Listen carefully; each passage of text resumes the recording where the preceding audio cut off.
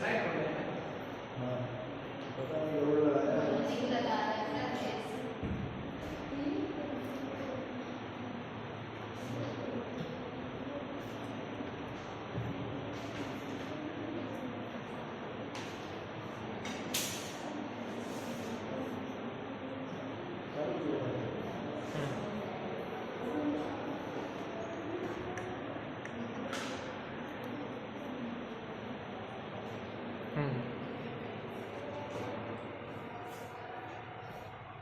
Hello students, आपका Riddhi Siddhi higher education परिवार में हार्दिक स्वागत है।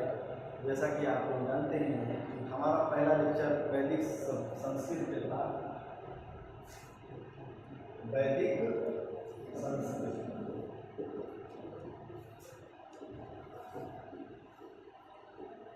फर्स्ट लेक्चर था वैदिक संस्कृत पे जी। वैदिक संस्कृत में हमने पढ़ाया था इस संस्कृत का निर्माण या इस संस्कृत के निर्माता कौन थे और कब आए। तो सबसे पहले हमने बताया था कि सिंधु घाटी सभ्यता के पतन के बाद सिंधु घाटी सभ्यता के पतन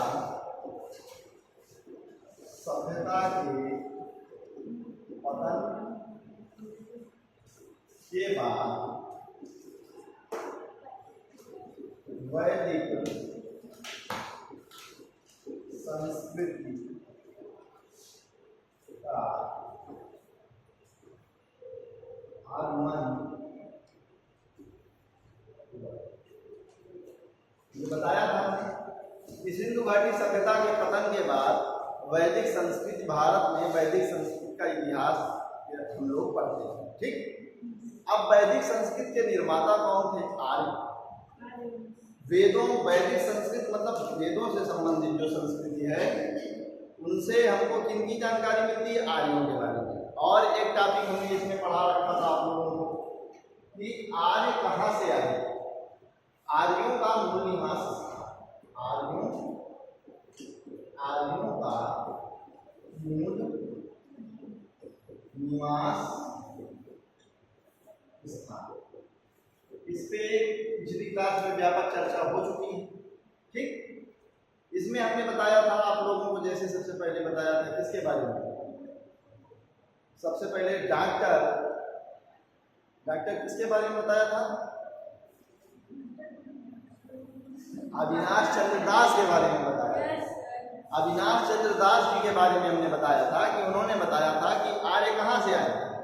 आर्य सप्त सैंधव प्रदेश से आए थे, डॉक्टर अविनाश चंद्र दास ने कहा। ठीक, अब इसके बाद बहुत सारे मत थे, जैसे बाल गंगाधर तिलक ने आर्यों का निवास स्थान उत्तरी ध्रुव बताया। और किसने क्या बताया? ये मत हमने काफी आपको चर्चा किया है, लेकिन सबसे जो है सर्वमान्य मत जो है मैक्स मुलर महोदय का है, जिन्होंने आर्यों का मूल निवास स्थान कहाँ बताया? मध्य एशिया बताया। ठीक, आज का टॉपिक है हमारा वैदिक काल, हम लोग स्टार्ट करने जा रहे हैं। तो वैदिक संस्कृति,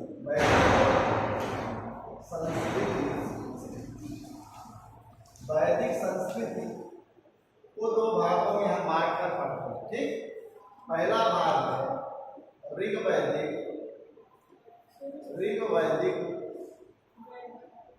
ऋग्वैदिक काल, और दूसरा है उत्तर वैदिक ठीक, वैदिक संस्कृत को दो भागों में हमने बांटा। पहला भाग है ऋग्वैदिक काल और दूसरा भाग कौन सा? उत्तर वैदिक काल। तो ऋग्वैदिक काल का समय है 1500 BC से 1000 BC। BC before Christ. ठीक, और जो उत्तर वैदिक काल है इसका समय है 1000 BC से 600 BC। बातें समझ में आ रही हैं? वैदिक संस्कृत को हम लोग कितने भागों में बांटते हैं? दो भाग। कितने भागों में? दो भाग। एक वैदिक संस्कृत हुआ वैदिक संस्कृत संस्कृति है जिसमें हम ऋग वैदिक काल को पढ़ते हैं। इसमें जो प्रधान ग्रंथ है वह ऋग्वेद। वैदिक काल का सबसे प्राचीन ग्रंथ कौन सा है? ऋग्वेद। ऋग्वेद से ही सारे अन्य वेद लगभग उसी के बाद रचे गए हैं। तो इसलिए वैदिक काल का सबसे प्रमुख ग्रंथ ऋग्वेद है। इसलिए पहले काल को ऋग वैदिक काल बोलते हैं और बाद वाले काल को उत्तर वैदिक काल बोलते हैं। पहले काल का समय 1500 BC से 1000 BC और उसके बाद उत्तर वैदिक काल का समय है 1000 BC से 600 BC। अब हम लोग ये चर्चा करते हैं कि ऋग वैदिक काल में समाज की जो राजनीतिक दशा थी इसकी चर्चा करें। किसकी चर्चा करेंगे? राजनीतिक दशा। तो आप लोग हेडिंग करिएगा ऋग वैदिक काल की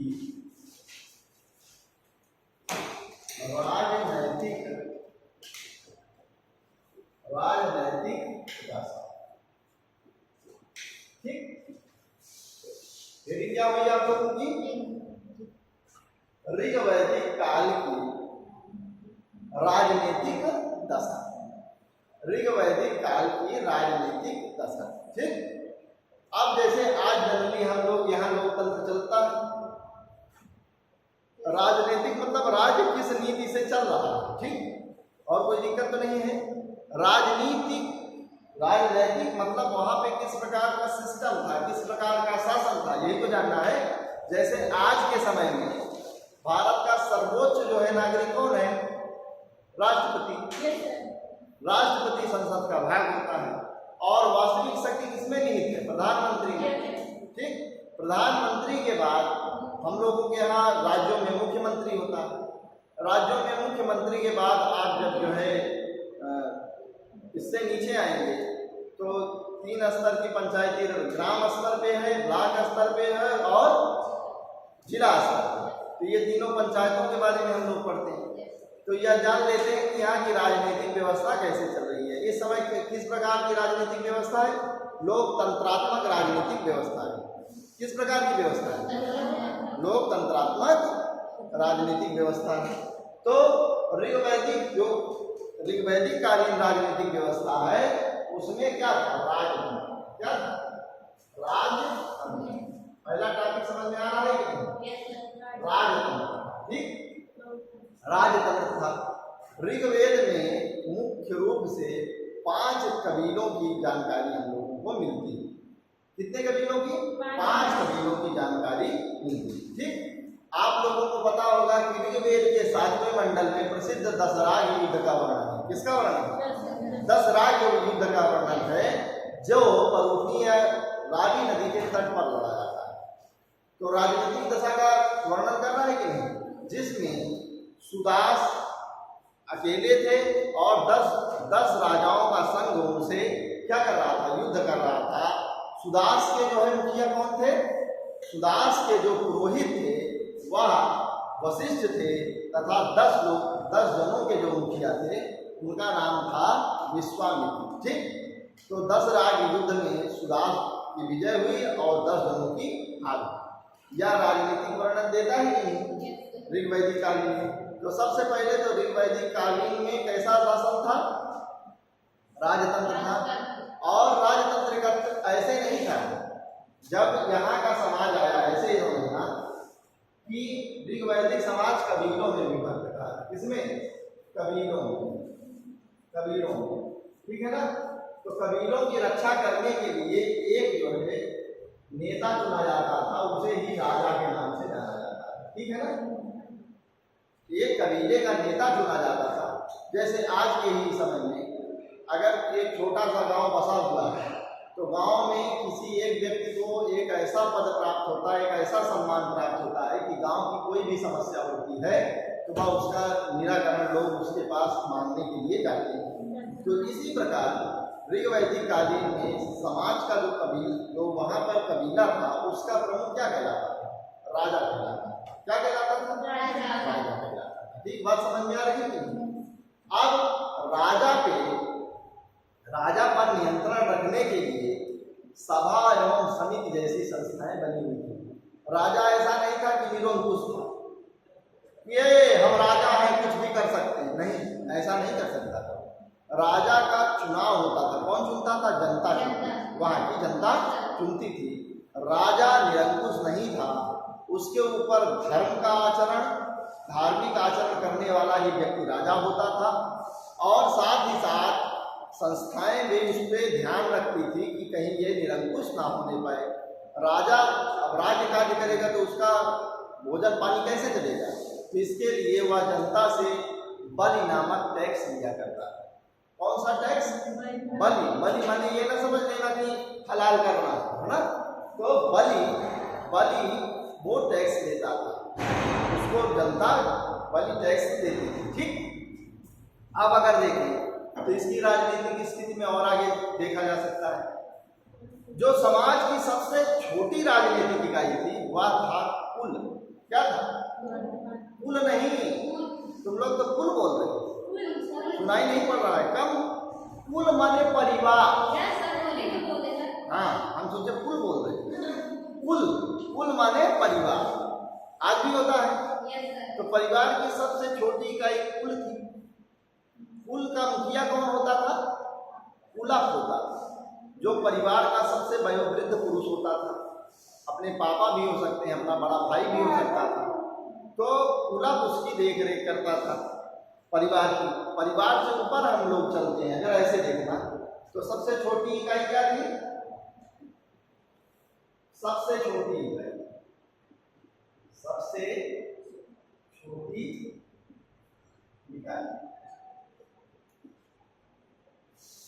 सबसे छोटी इकाई थी कुल। क्या थी? कुल या परिवार। ठीक है, सबसे छोटी इकाई कुल या परिवार। आप कई सारे जब कुल इकट्ठा हो जाते हैं, परिवार इकट्ठा हो जाते हैं, तभी तो एक गांव बसता है, तब तो एक ग्राम का निर्माण होता है। नहीं कहो कि हमारा वाला परिवार है बस, अब कोई परिवार नहीं बचेगा, तो वो ग्राम नहीं हो जाएगा। एक घर का रखे हो तो उसको क्या कहेंगे लोग? ये वो अकेले में घर बना है, गाँव थोड़ी कहेंगे। और 2-4 घर मिल जाओगे तो पुरोवा बन जाएगा। लेकिन ग्राम तब तक नहीं होगा जब तक कई सारे घरों का, कई सारे परिवार साथ आके रहने न लगे, है ना? तो कुल के बाद जो इकाई थी उसका नाम था ग्राम। क्या था? ग्राम। अब कुल का मुखिया कौन होता था? कुलप, है ना? अब ग्राम का मुखिया ग्रामीणी। तुम लोग कह रहे हो तो प्रधान जी होते हैं ना? तो उस समय ऋग्वेद में, ये तो लोकतंत्र है ना, ऋग्वेद वैदिक समाज में ग्राम का मुखिया होता था, जिसे हम लोग आज जनरली प्रधान के नाम से जानते हैं। वही ग्राम का मुखिया ग्रामीणी के नाम से जाना जाता है। किस नाम से जाना जाता है? ग्रामीणी। सबसे छोटी इकाई आप बताइए बेटा, सबसे छोटी इकाई कौन सी थी? कुल थी, है ना? ऋग वैदिक समाज की सबसे छोटी इकाई, राजनीतिक इकाई सबसे छोटी कौन थी? कुल थी। कुल से नीचे आ जाएगा आपका ग्राम, ग्राम से नीचे आता है विष। कई ग्रामों के समूह को विष कहा जाता है। पीने वाला नहीं, गुस्सा आ गया तो बस टपका दिया, वो वाला नहीं, विष। ठीक। इसके नीचे जो इससे बड़ी संस्था थी उसको क्या कहा जाता था? विष। कई ग्रामों का समूह, अगर ना समझ में आए तो इधर लिख लो। ग्राम, ये विष क्या था? और ग्राम कई परिवारों का समूह, परिवारों का समूह। और विष क्या था? ग्रामों का समूह, ग्रामों का समूह। ठीक। और विष के नीचे तब आपका सबसे लास्ट आता था। क्या? लास्ट। विष का मुखिया विषयपति होता था, विषपति। ठीक। और राज का मुखिया कौन होता था? राजा। बातें समझ में आ गई? बहुत इजी है, कठिन तो नहीं है। अगर ऋग्वैदिक समाज की इस बात की जाए, ऋग्वैदिक कालीन समाज की राजनीतिक दशा कैसी थी, तो सबसे छोटा इकाई कौन थी? कुल। सबसे छोटी इकाई कौन सी थी? कुल। और कुल से जो बड़ी इकाई थी उसका नाम था ग्राम। और ग्राम के मुखिया को क्या कहा जाता था? ग्रामणी। और ग्राम के नीचे आता था विष। विष के मुखिया को विषपति। और कई सारे विषों को मिलाकर तब एक राष्ट्र बनता था, राज्य बनता था। राज्य को या राष्ट्र को, इसको राज्य भी अभी आप कर सकते हो, राज्य। ठीक, राज्य का कांसेप्ट था। राज्य आगे चलते राष्ट्र में परिवर्तित। तो हमारे ख्याल से आप लोग इससे हम एक सेंटेंस कहेंगे, उसको समझना। ये जो कबीला है ना, कबीला है ना, तो कबीले का विकसित रूप ही राष्ट्र। क्या है? कबीले का विकसित रूप ही राष्ट्र। क्यों? क्योंकि कबीला में जो लोग रहते हैं वो एक प्रकार के खाने खाते हैं, एक प्रकार के भोजन करते हैं, एक प्रकार का उनका रहन सहन होता है, एक प्रकार के तिथि त्योहार होते हैं। तो आप लोगों को समझ में आया कि कैसे परिवार से ग्राम बना, ग्राम से कैसे जो है आपका विश्व बना, विश्व से कैसे राज्य बना, और राज्य ही आगे, राज्य का ही डेवलप रूप क्या हो गया? राष्ट्र हो गया। समझ गए? तो अब ये तो हमने आपको राजनीतिक उसकी ये ढांचा बताया है ना। अब इसमें हम एक एक चीज को अगर क्लासिफाई करें तो वो उसके सामाजिक दशा में आ जाएगा। तो राजा के बारे में हम यहाँ पे चर्चा करेंगे, ठीक है ना। राजा का मुख्य कार्य क्या था? जनता की रक्षा करना, लोगों की रक्षा करना, जंगली पशुओं से। अब नेक्स्ट पेज से देखते हैं, ठीक है ना। राजा का मुख्य कार्य था कबीले की रक्षा करना, कबीले की रक्षा करना। राजा का मुख्य कार्य क्या था? कबीले की रक्षा करना।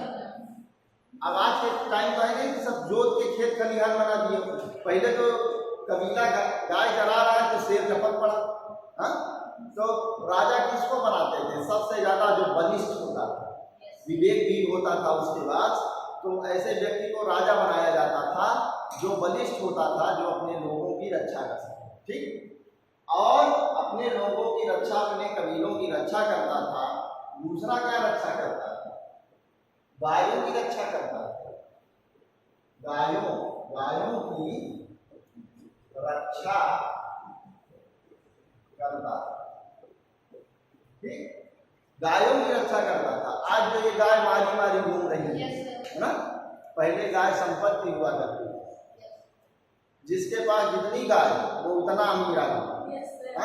आज से आप 50 साल पहले चले जाइए, तब भी ऐसी ही कंडीशन थी। जिसके पास जितने पशु, जितनी गायें, वह उतना अमीर माना जाता था। तो क्या करता था राजा? कबीले की रक्षा करता था, साथ साथ कबीले की जो गाय थी उसकी रक्षा। क्यों? क्योंकि दूसरा कबीला आता था, रतिया में गाय खोल ले जाता है। अब जब एक कबीले के राजा को पता चलता था कि हमारे कबीले में तो चोरी हो गई, तो राजा बस जो है युद्ध के लिए निकल पड़ता था। तो गायों की खोज के लिए अक्सर गविष्ठ शब्द का प्रयोग किया जाता था। किसका? गविष्ठ मतलब होता था गायों की खोज। और जैसे आप भी भैंसिया हेरा जाए तो लोग खोजने जाते हैं ना, जिसके यहाँ मिल जाए उसके नाम FIR दर्ज करवा देते हैं।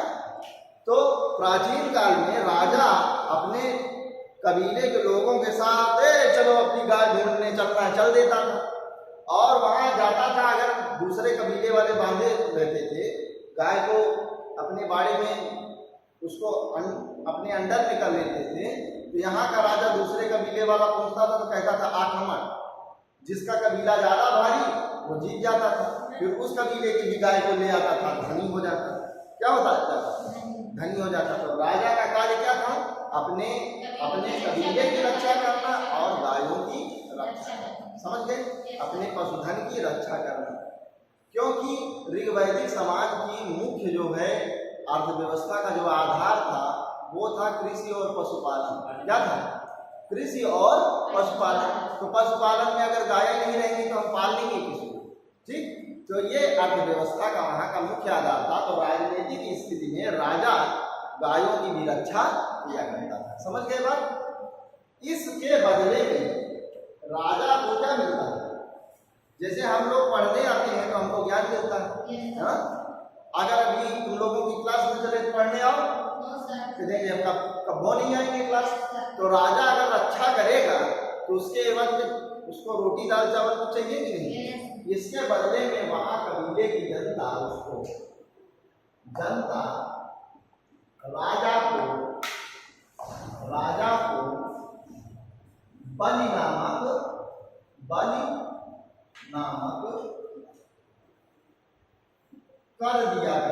कर दिया करती ठीक। बलि नामक कर, बलि मतलब उपहार था ठीक, उपहार था, एक कर था जो उसको दिया जाता था ठीक। तो ये ना समझ लेना कि बलि मने जानवरों की बलि दे देता हाँ?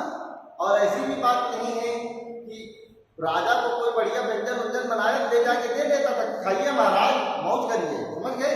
तो राजा को बलि नामक कर दिया जाता था ठीक, जिससे राजा का भरण पोषण अपना होता था ठीक। अब ये तो वहां की राजनीतिक दशा होगी। राजनीतिक दशा कैसी थी, सबसे नीचे जो पायदान पे था वो था कुल, उसके ऊपर जो संस्था थी उसका नाम था ग्राम से ऊपर संस्था थी विश्व से ऊपर था राज्य, और उसी का मुखिया राजा कहलाता। समझ गए कि इस पर राजा का कर्तव्य समझ गए। कुल का भी हम सामाजिक स्थिति में आके इसको पढ़ेंगे, समझ गए।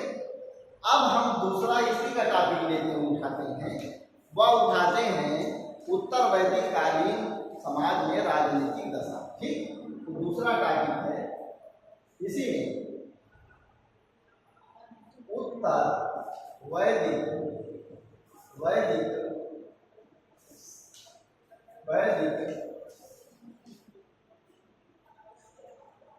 संस्कृति की राजनैतिक दशा है ना।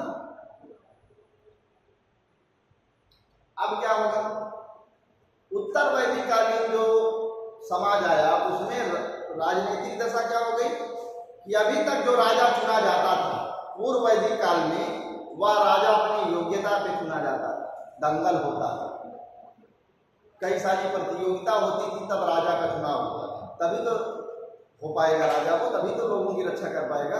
ही नहीं लल्लू लाल को लग बैठा दिए तो रक्षा नहीं कर पाएगा, दूसरे कबीले वाले आके पूछ देंगे, तो ऐसा तो होता नहीं था।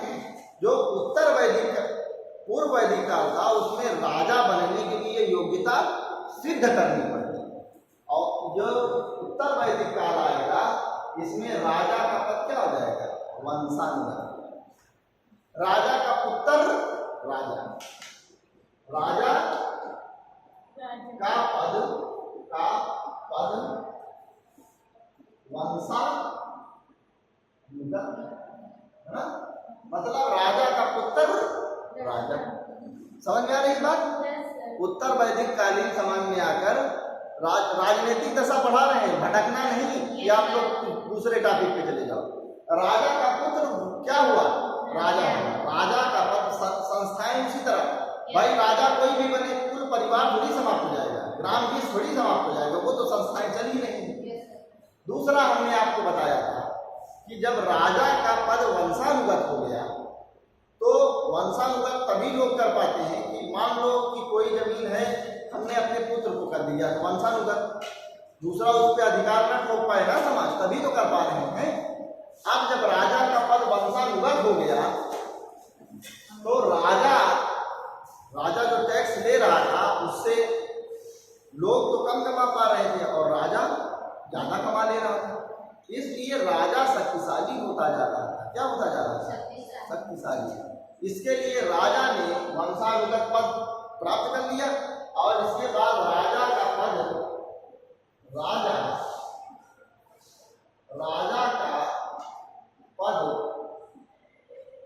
महत्वपूर्ण हो गया। क्यों हो गया, क्योंकि राजा अपने को विशिष्ट दिखाने के लिए, अपने को सबसे ज्यादा ताकतवर दिखाने के लिए राजा क्या करने लगा, क्या करने लगा? उत्तर वैदिक काल में भैया यहाँ के जो है कौशाम्बी नरेश हैं राजसूय यज्ञ कर रहे हैं। क्या कर रहे हैं? कौशाम्बी नरेश हैं राजसूय यज्ञ कर रहे हैं और अश्वमेध यज्ञ किया। अश्वमेध यज्ञ किया तो राजा की शक्ति उत्तर वैदिक काल में आके पहले तो वंशानुगत हो गई। दूसरा क्या हुआ कि उनका जो है अपने समाज में जब जो लोग पैसा आ जाता है ना, तब लोग तरह तरह का जो है शादी ब्याह में पैसा खर्चा करेंगे और क्या करेंगे, खूब जितना होगा आलीशान बंगला बनवाएंगे। मान लो भैया की कोठी दिख रही है तो राजा साहब का महल वहल भी दिखने लगेगा। माने राजा शक्तिशाली होने लगा। राजा ने दिखावे के लिए राजसूय यज्ञ और अश्वमेध यज्ञ जैसे यज्ञ करना स्टार्ट कर दिया, जिससे उसकी कीर्ति और यश बढ़ने लगा। बगल वाला राजा देखा कि हम तो इतने शक्तिशाली हैं नहीं, तो वो बगल वाला सरेंडर कर देता था राजा। इस प्रकार राजा का पद बढ़ा कि नहीं? राजा का कद बढ़ा और उसका पद वंशानुगत के साथ साथ उसके पावर भी उसको प्राप्त हो गई। अब क्या होगा, जो समितियां थी, जो सभा और समिति थी, पहले 2 पॉइंट हो गए कि नहीं? महत्वपूर्ण हो गया और राजा ने राजसूय और अश्वमेध जैसे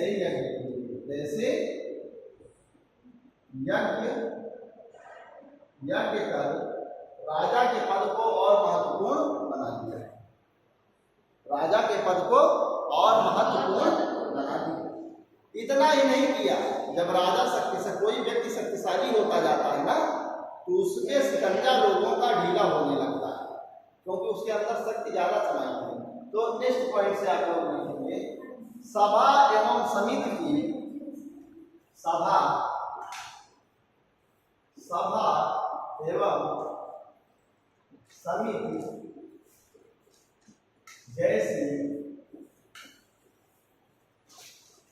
संस्थाओं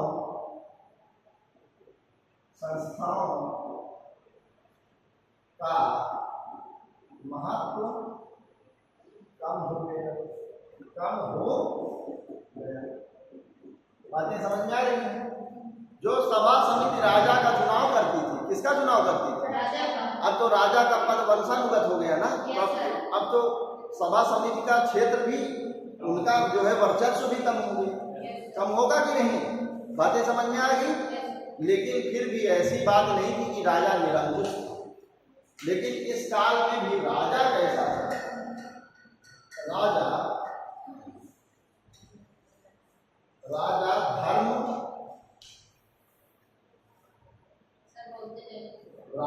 धर्म तथा समितियों संस्थाओं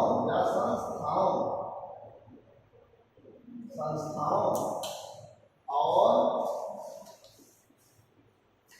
अपनी जनता के प्रति अपनी जनता या प्रजा, जनता का करके लिखो प्रजा के प्रति उत्तरदायी।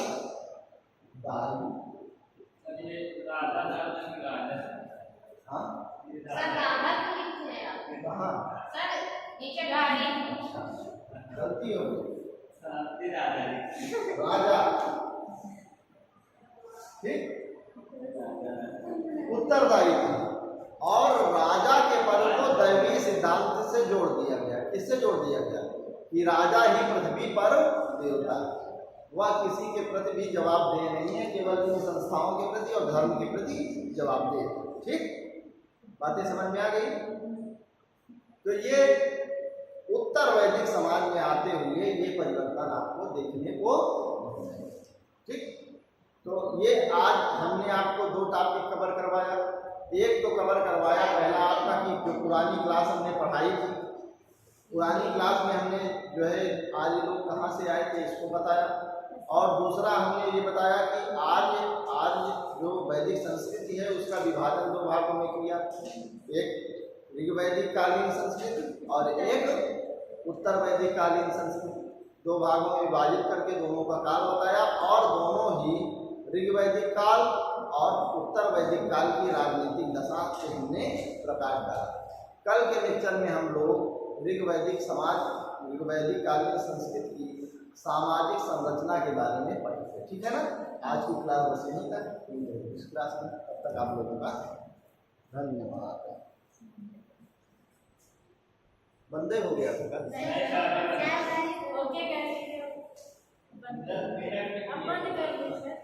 बंद हो गया।